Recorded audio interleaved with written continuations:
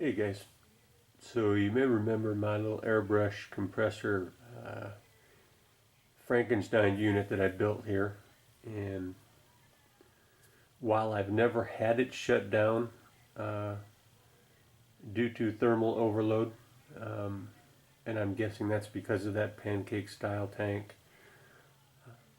but I didn't really get the results I was wanting out of it. The little motor is still having to run too much for what I'm doing, and I think that's because of the way I am doing it as far as the airbrush. A lot of times, with so many builds going at once, I get them to the stage where airbrushing needs to be done, setting parts aside, getting them up on the cocktail sticks ready for airbrush, and then when I have a lot of painting to do, well, that's when I go to town and sometimes have an airbrush session that maybe it's not a big deal to sit down and airbrush for an hour, hour and a half, close to 2 hours at one time. But painting models and then opening up a book and practicing with my airbrush painting, because I'd like to do some helmets and gas tanks. But those will be future videos as soon as I figure out what the hell I'm doing. But this little compressor got too hot. That was the point of my babbling. So Santa Claus, the not so secret Santa Claus, my wife, thankfully listened to a couple of hints that I dropped and got this one here. This is the California Air Tools 6-gallon compressor, dual piston, oilless, ultra quiet. Now it's nowhere near as quiet as the small compressor there on the pancake tank, and it does vibrate quite a bit more. And I think that's multiplied by the fact that I'm now on this hard surface floor. So I'm going to take a carpet remnant and put a pad underneath it, and I think that's going to help. Not that it's loud, but I do think it's a bit loud to operate when people are sleeping in the house. And sometimes I stay up pretty late. And I might want to paint in those hours. So I need to have it quiet. It does have the pressure release valve, and it sounds like a little frickin' semi truck when it pops off, which is another thing that this airbrush compressor does not have. Being that it's not meant for the big jobs, I'm sure there is a sensor internally there somewhere. What part it is, I'm not sure. I think that it's this black part right here out of the side of the head that senses the pressure and turns it off. Sorry, Jax has come in and decided to, get in the way. I don't know if I mentioned that was his name or not, but yeah, that's right. Jax, he's been named after an evening soap opera star. Raleigh was the name I went with, but it couldn't be shortened up to anything that we liked. So, yeah. The name on the paperwork's Jackson, believe it or not. No. Anyway, let's get back to this. I've already run it to fill the tank, so I won't be doing, during this session, a run-up of it to show how loud it is. I will tell you that it takes just over 2 minutes to fill the tank, which is not too shabby. And I'm about to change this fitting here to run my airbrush hose with the quick connect on the airbrush hose. And what else? Other than that change, there were no changes to it. There's an air filter at the back of the second head back here, which you install the wheels, and there is a rubber stop here at the bottom that gets installed. All easy breezy. Well, I won't say Japanesey because that'll bring hate mail. So it's just easy breezy. How's that? So here it is, and I'm going to be switching that part out, and I will probably go ahead and drain the tank. And what else? They have a aluminum version of this as far as the tank, and that I think is a 4-gallon capacity, and it's $220. This was $169 and delivered for free, and being they were in California, it took 2 days to get here. So it's got the steel tank, which steel tanks will rust, but when you feel the way this is made, it's job site material type stuff. It's not, I wouldn't consider this a hobby air compressor. It's going to be airing up tires around here and running probably some fairly large spray guns. I'm pretty sure it's capable of doing that. If not, I've got a real large compressor out in the garage, but that one's not so quiet. That one rattles the roof when it goes. It's even irritating to be in the same room with that one when it's running. But rust shouldn't be a problem. If I'm still interested in models, one day when this thing has a rust problem, I'll go ahead and spend another $169 and get another one, because that tank is probably going to outlast me. So I will run up the video as soon as it's running again to give you an idea how loud it is. And if you're looking for a house compressor that doesn't necessarily have to run a whole job site, this might be a good option for you at $169. It's give an idea of some of the size comparison there. Not small, but can be lifted by one person. So it can be lifted up, thrown in the back of a pickup truck, and get it portable to the job. That's it, gents. Hope you're having a kick-ass day. Sorry for the filth and foul. If young ones are in the room, maybe plug their ears for that portion right there. I'll try to remember to put in a little quotation that there's filth and foul coming right there. And another thing I'm thinking about doing, and this has to do with a family member, my granddaughter, Taylor. She is quite the artist, and we've done some practicing drawing together.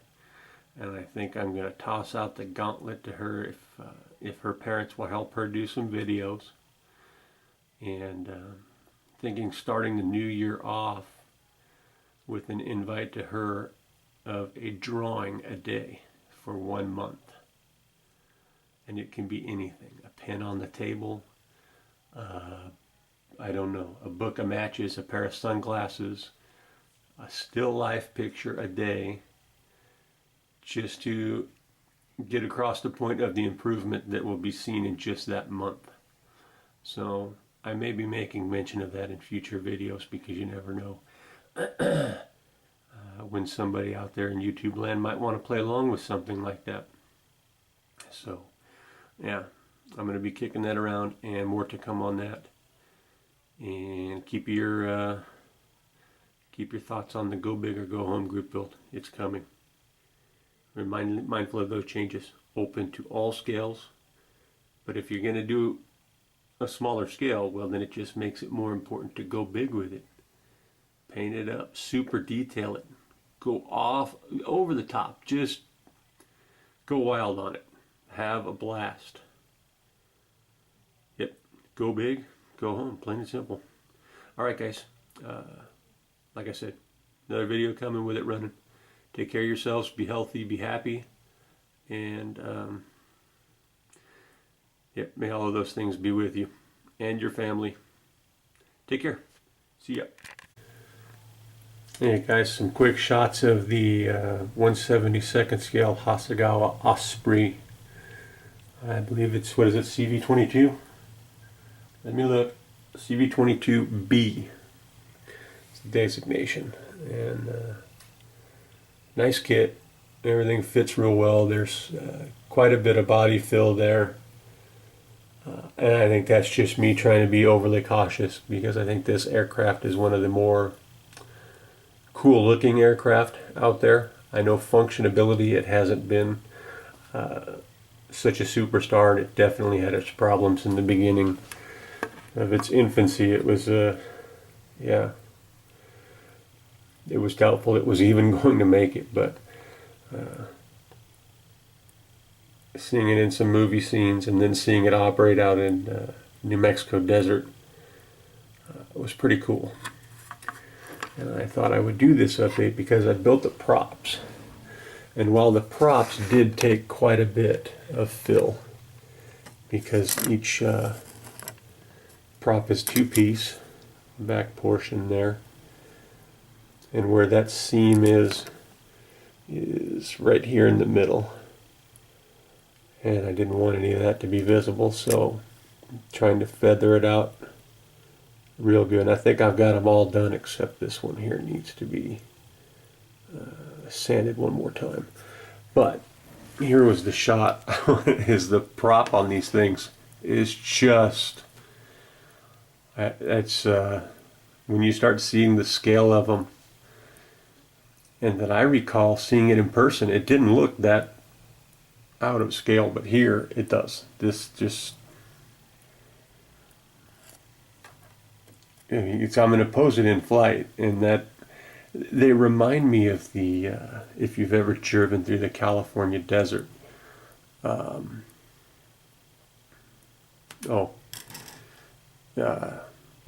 knives. They're sharp, by the way. I just thought I would take a moment to post that public safety message, that especially when you let a blade go dull on you and then you switch over to one that all of a sudden is not. There's not so much pressure required, so I'll try to keep that in mind next time. Hopefully I won't lose that finger. But these props remind me of the blades out in the California desert in Palm Springs, the windmills. These just happen to be mounted on the side of an aircraft, which is kind of different. So anyway, the Harrier is still here. I'm going to have to work on that crackle paint job back there. That's just a major faux pas on my end, and hopefully I'll fix it up somehow and include that into Brian Christner's British Aircraft Group build. And the Lightning is out in the garage drying. It's in the primer stage right now, and going to give it the gloss coat, the base coat. Probably not today because it's raining out there. But anyway, God, I don't know why I'm rambling so much today, but I guess it's just excitement over the rain. We don't get that a whole lot here. In case you didn't know, this drought thing in California, it's a pretty big deal. So, anyhow, be cool, don't be no fool. More videos to come, and thanks for watching. See you, gents. Hey guys, I got the decibel meter going here, and you see as I'm talking it jumps up into the excuse me, mid high 60s, and just normal room noise. In the other room there's a TV going, it's around 30 or so, and thought I would go ahead and turn on the compressor, which seems like the meter reads a little louder than the other tests I've seen, but I'm in a pretty small room. Not only that, but changed to these floors. And like I said, I think I'm going to get a remnant of carpet for it to sit on, which may help, may or may not help. But I'll go ahead and turn it on and then swap back over to this meter and see what it's reading at.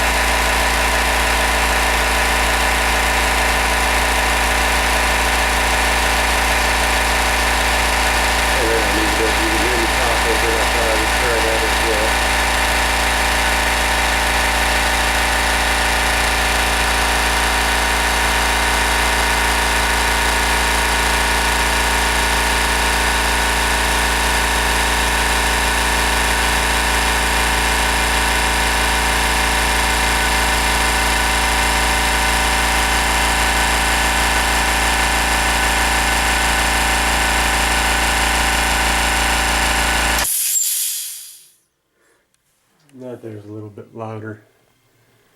It looks like it peaked out at 72 when that the pressure relief went off. So not too shabby, I think. It's louder than the one I had, but it's definitely going to get the job done much better. And it probably won't have to run if I charge the tank at night before the house is closed up. I should be able to run it for the amount of times that I'm airbrushing, and it shouldn't need to recharge at all. So, and I may even come back to this video, so we'll just leave it right there for now and see what else I can include on this before I upload it. Talk to you later, gents. Bye. Hey guys, I thought I'd go ahead and fire up the little one real quick, just as the comparison. I think that one topped out at what, well, 72 when the air relief went off, but mid 60s was its running. And we'll see what this one here gets at.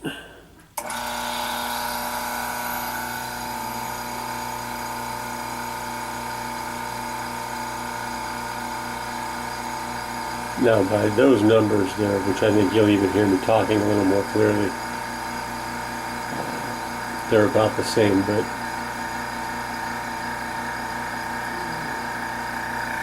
this one here definitely, it just creates a little more vibration. I think this floor has quite a bit to do with this. This actual compressor looks fairly small, but when you pick it up and feel the construction of it, it's a nice piece of equipment. I like it.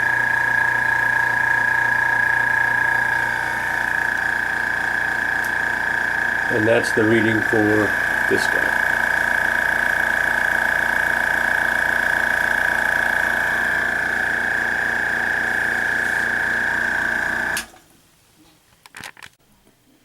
Hey guys, just another quick check-in on the Hasegawa Osprey. Went ahead and did a little bit of panel shading, and yeah, didn't get too exacting about it because I figure what I'll do after I get the main grays down. There's just two grays. Here are the props in the booth itself. Is after I get the main gray colors on, I will hit it again with the pastels like I have been. I really like that effect. So I'll be trying it at least a few more times to see if it gets me any closer to that level of perfection that I've seen out there that I am kind of aiming for. And if it doesn't, then in fact I'll make some changes and see what else I might attempt to get closer to the detail that I'm looking for, if that makes any freaking sense at all. Alright guys, I think I'm going to make this the end of this long video that I've been doing with air compressors and all that good stuff. Friday night, 8 o'clock. Have an awesome weekend, and with the weather we're having out here, I feel like it's a good time to say, if you're going to be out on the road, drive careful, if not for yourself, for the loony bins that are driving next to you. Talk to you later. Bye.